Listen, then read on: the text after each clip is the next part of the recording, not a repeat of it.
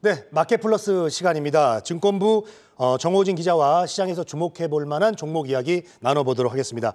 자, 정 기자, 오늘은 바이오 업종 관련 소식들 준비하셨다고요? 예, 그렇습니다. 아직 8월이긴 하지만 올해 장을 좀 정리해보면 연초 2차 전지에서 반도체로 잠깐 옮겨갔다가 또 새로운 주도주를 찾고 있는 흐름인데요.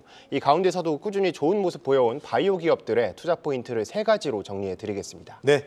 자, 오늘은 바이오 기업들의 투자 포인트 3가지로 좀 정리를 해볼 텐데, 자, 먼저 첫 번째 포인트부터 알아보도록 하겠습니다. 네, 첫 번째 포인트는 무엇보다 미국에 큰 장이 섰다는 겁니다. 이 글로벌 블록버스터라고 불리는 약품이 있습니다. 바로 휴미라인데요. 이 약품의 바이오시밀러 시장이 열렸습니다. 이 휴미라는 자가 면역 질환 치료제입니다. 근데 지난해 미국 시장에서만 24조 원의 매출을 기록했는데요. 최근 미국 시장에서 특허가 만료됐습니다. 그러면서 국내 기업들도 여기 복제약, 그러니까 바이오시밀러 시장에 뛰어든 겁니다. 아시다시피 셀트리온을 비롯해서 국내 바이오 기업들 대부분 시총 상위 기업들 보면 바이오시밀러 업체들입니다. 때문에 기업들의 펀더멘탈이 더욱 단단해졌다 이런 분석들이 나오고 있고요. 또 아무래도 해외 여러 제약 기업들이 참여를 했습니다. 이 휴미라 바이오시밀러에. 근데 국내 기업 가운데서는 셀트리온 그리고 삼성바이오 에피스가 선보였는데요. 특히 삼성바이오 에피스 같은 경우에는 저농도 그리고 고농도의 2가지 제형을 출시를 했습니다. 근데 이 저농도 같은 경우에는 원조약 대비 85% 저렴한 가격을 책정하면서 이 가격 경쟁력을 내세우고 있고요. 또 약간은 다른 이야기이긴 한데 셀트리온 얘기가 나왔으니까 나온 김에 말씀을 드리면 아시다시피 오랜 수건이었던 이 합병을 추진하고 있습니다.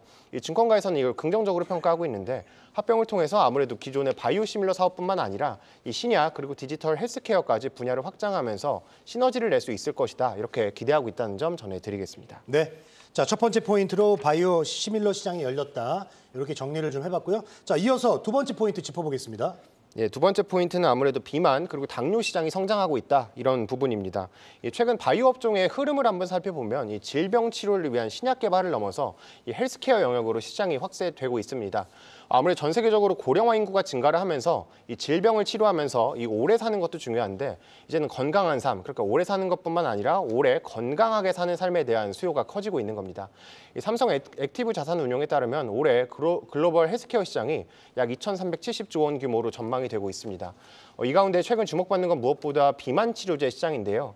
이 미국, 프랑스 같은 7개 국가의 비만 치료제 시장, 2021년엔 24.3억 달러에서 2031년에는 371억 달러로 연평균 143%, 그러니까 2배 이상 성장할 것이라는 전망이 나오고 있습니다. 최근 FDA에서 승인받은 비만 치료제도 이미 시판이 되고 있고요. 또 국내 기업들의 기술력도 이 가운데 주목을 받고 있습니다.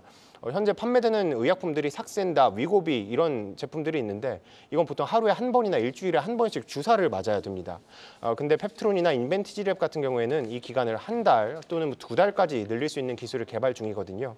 또 여기에 더해서 아무래도 주사를 직접 맞는다는 게 굉장히 부담스러운 이런 치료 방법이니까 이걸 패치로 붙인다든지 아니면 경구용으로 먹을 수 있다든지 이런 제형을 변경하는 경쟁에 돌입하면 아무래도 국내 기업들의 몸값이 더 오를 수 있을 것이다 이런 전망도 나오고 있습니다. 네.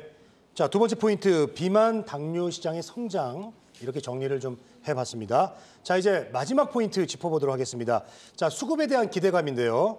바이오 ETF 관련 내용입니다. 이것도 한번 들어볼까요? 예, 맞습니다. 아무래도 투자 수요가 확대될 수 있다 이런 내용입니다. 바이오 ETF 관련 얘기인데요. 이달 들어서 상장한 ETF가 총 17개가 있습니다. 근데 국내 주식형 ETF는 이 가운데 2개거든요. 모두 바이오 기업들의 분산 투자하는 ETF입니다. 내일 또 신한자산운용에서 또 다른 ETF를 추가 상장할 예정이기도 합니다. 이 ETF를 상장이 되면은 이 운용사들은 상장 전에 공제회, 금융사 이런 기관 투자자들을 상대로 세일즈를 합니다. 때문에 이 새로운 ETF가 신규 상장이 되면 바이오 ETF니까 이 바이오 업종에 기관의 자금이 유입될 수 있다 이런 기대감이 나오고 있는 겁니다. 실제로 제가 한번 바이오 기업이 많은 코스닥 시장에서 이 기관의 순매수 상위 종목을 살펴봤는데요. 보시는 것처럼 상위 10개 종목 가운데 6개 종목이 모두 바이오 기업이기도 했습니다. 또 이 ETF의 물량이 빠르게 소진이 될 경우에는 이 유동성 공급자 LP가 있습니다. LP들은 운용사의 ETF를 추가 설정을 위해서 자금을 조달하게 되고요. 또 이 자금은 구성 종목을 더욱 매수하면서 이 해당 기업들의 주가, 그리고 이 경우엔 바이오 기업들이겠죠. 이 바이오 기업들의 주가를 견인하는 효과를 낳을 수도 있습니다. 네, 알겠습니다.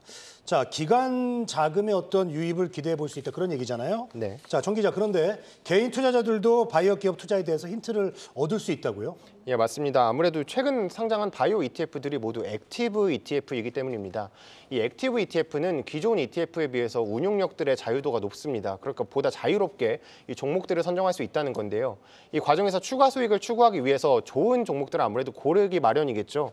그러니까 이렇게 선정된 구성 종목들은 근데 매일 투자 비중까지 공개가 됩니다. 그러니까 투자자분들께서는 이 부분 참고하셔서 지금 보시는 표처럼 뭐 종목들이나 비중이 나오기 때문에 투자 아이디어들 충분히 얻어가실 수 있겠습니다. 네.